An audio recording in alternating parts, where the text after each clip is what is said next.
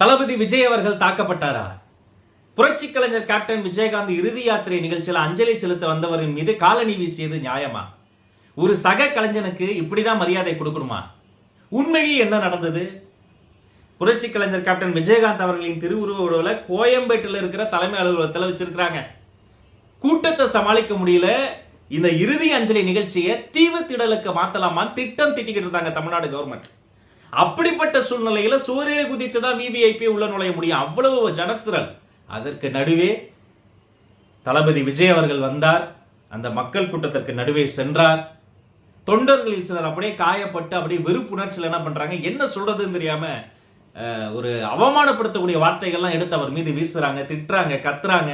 சிலர் தொடும் சாக்கில் அவர் பிடிச்சி இழுக்கிறாங்க, கிள்றாங்க. எல்லாத்தையும் தாண்டி அவர் வந்து நின்றது தன்னை ஆளாக்கி அழகு பார்த்த ஒரு அன்பு மனிதனினுடைய அந்த ஒரு இறுதி முகத்தை ஒரு வாட்டியாவது பார்த்துக்கணும்னு வந்து நின்று அந்த ஐஸ் பாக்ஸ் கிட்ட வந்துட்டோன்னா அவரால் முடியல.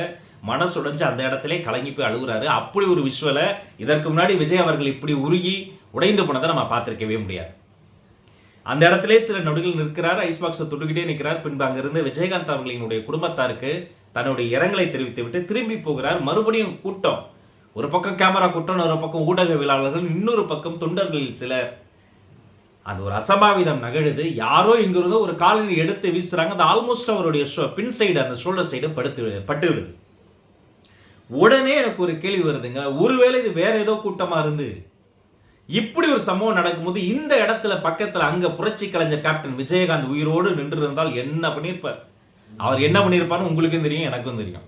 யாரு இப்படி ஒரு ஆர்டிஸ்ட் மேல வந்து இப்படி அவமானப்படுத்தினாங்களோ அவரை பிடித்து இழுத்து கன்னத்துல 2 அரை அரைஞ்சு இது தப்புங்கிறத அந்த இடத்துல தட்டிக்கிட்டு இருப்பார். அதுதான் புரட்சி கலைஞர் கேப்டன் விஜயகாந்த். இது ஒரு மிகப்பெரிய ஜனநாயக நாடு. இந்த நாட்டில் எல்லாரும் அரசியல் ஒருத்தர் எதிர்த்துக்குவாங்க. விஜய் அவர்கள் மீது காட்டப்பட்ட இந்த கோபத்தை விஜயகாந்த் அவர்களை வீழ்த்திய அரசியல் கட்சி தலைவர்கள் அத்தனை பேர் வந்தாங்களே, அவங்க கிட்ட காட்டலையே. மேடை போட்டு ஊரா திட்டின திமுக அதிமுகவை சேர்ந்த முன்னணி தலைவர்கள் எத்தனை பேர் வந்தாங்க? ஆளுநர் RN ரவி வந்தார், மத்திய அமைச்சர் நிர்மலா சீதாராமன் வந்தாங்க. திமுகவை பொறுத்த வரைக்கும் TR பாலு, தங்கம் தென்னரசு, விளையாட்டுத்துறை அமைச்சர் உதயநிதி அவர்கள், தமிழ்நாடு முதலமைச்சர் MK ஸ்டாலின் அவர்கள் என்று ஒரு பெரிய படையை அங்கே வந்து நின்றுது. ஒரு சகோதரனுக்கு செய்ய வேண்டிய மரியாதை போல அவங்க வந்து எல்லாத்தையும் முன்ன நின்று செஞ்சாங்க. அவர்கள் மீது இப்படி ஒரு விஷயத்தை செய்ய யாருக்கு தைரியம் வரலையே? அதிமுகவை பொறுத்த வரைக்கும் OPSல இருந்து எடப்பாடி பழனிசாமி ஐயால இருந்து ஜெயக்குமார் ஐயால இருந்து பலரும் வந்து அந்த இடத்துல நின்று இருந்தாங்க. அவர்கள் மீது ஒரு சிறு கல்ல தூசு வீசுவதற்கு கூட யாருக்கும் துணிச்சல் வரலையே, பண்ண மாட்டாங்க. ஏன்? அவர்கள்லாம் தலைவர்கள், அவர்கள்லாம் அதிகாரத்தில் இருப்பவர்கள். ஆனா ஒரு சக நடிகன் மீது இப்படி செய்வதற்கு புரட்சி கலைஞர் கேப்டன் விட்டுருப்பாரா? ஆரம்பத்துல சில தோல்வி படங்களை கொடுத்துக்கிட்டு இருந்த கேப்டனுக்கு சட்டம் ஒரு இருட்டறை வந்தது. சட்டம் ஒரு இருட்டறை என்ற ஒரு படம் வந்துதான் வெளிச்சத்தை வாரி கேப்டனின் மீது வீசியது. அந்த படத்தை இயக்கியவர் S.A. சந்திரசேகர் அவர்கள், விஜய் அவர்களுடைய அப்பா. 1-2 கிடையாது, குறைஞ்சது 15-16 படங்களை கேப்டன் விஜயகாந்தை ஹீரோவா போட்டு வெள்ளித்திரையில் அந்த கருப்பு தோலுக்கு விசிலடிக்க வைத்து வெள்ளி விழா படங்களாக அதை மாற்றி கொடுத்த உண்மையில் புரட்சி இயக்குனர் என்ற பட்டத்திற்கு சொந்தக்காரர்னா ஐயா SIC அவர்கள். அந்த அன்பு, நட்பு, பாசம் எப்போதும் கேப்டன் விஜயகாந்த் நெஞ்சத்தில் இருந்துகிட்டே இருக்கும். எல்லா பெட்டியிலும் நீங்க அதை பார்க்கலாம். போன் பண்ணி நான் உங்க வீட்டுக்கு வரவான்னு SIC கேட்டா நீங்க வரக்கூடாது, நான் வரேன்னு நான் போவேன்னு சொல்லியிருக்காரு விஜயகாந்த். மற்ற இடத்துல கோட் பண்ணும்போது SIC சொல்லும் போது எங்க டைரக்டர் SICன்னு சொல்லுவாரு விஜயகாந்த். SIC அவர்கள் தன்னுடைய மகனை வச்சு ஒரு படம் எடுக்கிறாரு, அது சரியா போகல. உடனே என் பையனை ஹீரோவா போட்டு படம் எடுங்கன்னு மற்ற பெரிய டைரக்டர்கிட்ட போய் கேட்கிறாங்க, முடியாதுட்டாங்க. என் பேரையே சொல்லலாம், மதிப்பிற்குரிய ஐயா பாரதி ராஜா அவர்கள் கிட்ட போய் கேட்கும் பொழுது நீங்களே ஒரு டைரக்டர் தானே, நீங்களே எடுங்க கூட அவர் சொன்னதா ஒரு தகவல் சொல்லுவாங்க. இன்னும் பல இயக்குநர்கள் மறுத்தாங்க. இன்னும் பல முன்னணி நடிகர்கள் வந்து தம்பி ரோல்ல போட கூட தயங்கினாங்க. ஆனா தயங்கி கேப்டன் விஜயகாந்த் அவர்களிடம் SIC கேட்டபோது தனது தம்பியாகவே விஜயை மறு அறிமுகம் செய்து வைத்தார் விஜயகாந்த். அன்னைக்கு ஆக்ஷன்ல பீக்ல இருந்தார் விஜயகாந்த். ஆனா அவர் உட்கார்ந்துருப்பாரு, தான் முன்னாடி விஜய் அவர்களை ஆக்ஷன் சீன்ல ஸ்டண்ட்ல சண்டை போட விட்டு அதை ரசிக்க முடியும் எந்த ஈகோவும் இல்லாத ஒரு மனிதராக கேப்டன் விஜயகாந்த் இருந்தாரு. SIC அவர்கள் இருந்தாங்க. அந்த நட்புல விஜய் அவர்களுக்கு மட்டுமல்ல, சூர்யா அவர்களுக்கு எத்தனை படத்துல வந்து சூர்யா அவர்களுக்கு வந்து முக்கியமான ரோல் கொடுத்துட்டு இவரும் அந்த படத்துல நடிப்பாரு.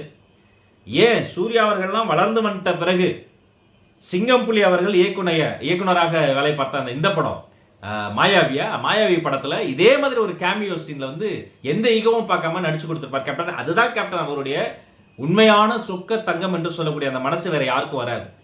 அவரு எத்தனை இது மாதிரி நிகழ்ச்சிகள்ல இதை போன்ற மக்கள் திரள் நிகழ்ந்த ஒரு மிகப்பெரிய கூட்டம் கூடிய நிகழ்ச்சிகள்ல மற்ற கலைஞர்கள் எந்த ஆபத்து வராம பார்த்துக்கிட்டாரு. அப்படிப்பட்ட கேப்டனுடைய இறுதி யாத்திரை நிகழ்ச்சியில இப்படி ஒரு சம்பவம் நடந்தது தவிர்க்கப்பட்டிருக்க வேண்டியது. நடிகர் திலகம் சிவாஜி கணேசன் இறந்து விட்டால் லட்சக்கணக்கில் கூட்டம் கூடி நிற்கிறது. அந்த இறுதி யாத்திரை நிகழ்ச்சியில வேட்டியை கட்டிட்டு துண்டை உதறி எல்லா கூட்டத்தையும் அப்படியே கட்டுப்படுத்தி அதை வெற்றிகரமாக நல்லபடியா நடத்தி முடித்தினாரு. அதுதான் இளைய திலகம் பிரபுவே சொல்லுவார், எங்க அப்பாக்கு கேப்டன் விஜயகாந்தும் இன்னொரு பையன் தான், நான் செய்ய வேண்டிய வேலையை அன்னைக்கு அவர் தான் செஞ்சாரு, அவரால் ரொம்ப அழகா இன்னைக்கு ஆர்கனைஸ் பண்ண முடிஞ்சதுனாரு. அப்படி அந்த இறுதி யாத்திரையை, நடிகர் திலகம் இறுதி யாத்திரையை எந்த விதமான அசம்பாவிதமும் இல்லாமல் நடத்திய கேப்டனுடைய இறுதி யாத்திரையிலே இதை போன்ற விஷயங்கள் நடக்கலாமா? எத்தனை முறை சிங்கப்பூர், மலேசியா, துபாய் மட்டுமா? மதுரைக்கு ட்ரெயின்ல கூட்டு போன நடிகர்கள்லாம் திரும்பி வரும் பொழுது நடுஇரவுல பசியில தவித்த போது ஒரு ஸ்டேஷன்ல நின்ற போது தானே எகிரி குதித்து கடைகளில் கிடைத்த பரோட்டாவை எல்லாம் மாறி எடுத்து வந்து ஒவ்வொரு கம்பார்ட்மெண்ட்டா போய் எல்லோருக்கும் சோறு போட்ட மனுஷன். அப்படிப்பட்ட அவரினுடைய இறுதி யாத்திரையில் இதை போன்ற சம்பவங்கள் நடந்தது வருந்தத்துக்கு. அதற்கு மாறா எந்த சம்பவங்கள்லாம் ரொம்ப ஆச்சரியப்படுத்த வச்சதுன்னா, வந்த தொண்டர்கள், வந்த ரசிகர்கள், பிரமுகர்கள் அதையெல்லாம் தாண்டி துப்புரவு தொழிலாளர்கள் வந்து அழுது நின்று அவருக்கு ஒரு வணக்கம் சொன்னாங்க. பெரிய பெரிய அதிகாரிகளை விடுங்க, சாதாரண காவலர்கள், கான்ஸ்டபிள்ஸ் அவங்க வந்து நின்று அப்படியே ஒரு ராயல் ஸ்லீட் தங்களுடைய மேல் அதிகாரிகளுக்கு, கமிஷனருக்கு வைப்பதை போல ஒரு சல்யூட் வச்சாங்க. மாற்றுத்திறனாளிகள் நடக்க முடியாம தவழ்ந்து வந்து கண்ணீர் மல்க அவரை பார்த்து அப்படியே கண்ணீர் விட்டு அவருக்கு ஒரு மரியாதை செஞ்சாங்க. ஆங்காங்கே மக்களுக்கு தண்ணீர் கிடைக்கணும்னு கையில் இருக்கக்கூடிய தண்ணி பாட்டெல்லாம் வச்சு அப்படியே தண்ணி கொடுத்துக்கிட்டு இருந்தாங்க.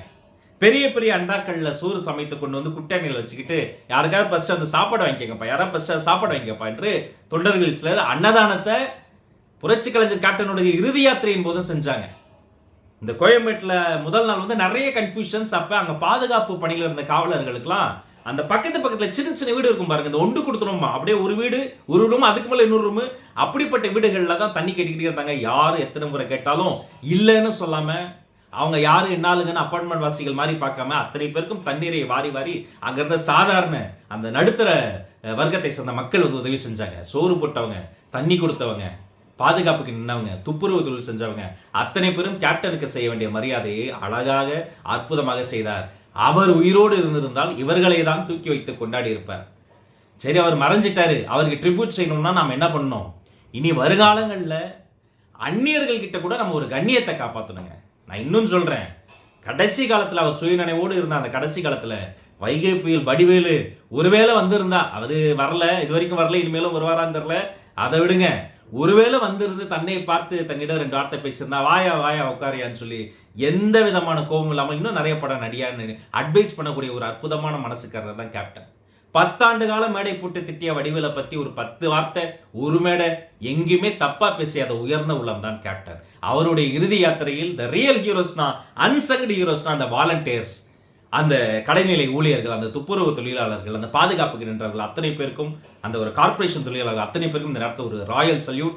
சில காயங்கள் மருந்தால் சரியாகும், சில காயங்களை மருந்து சாப்பிட்டா தான் சரியாகும், சில காயங்கள் மருந்தால் சரியாகும், சில காயங்கள் மறந்தால் தான் சரியாகும்.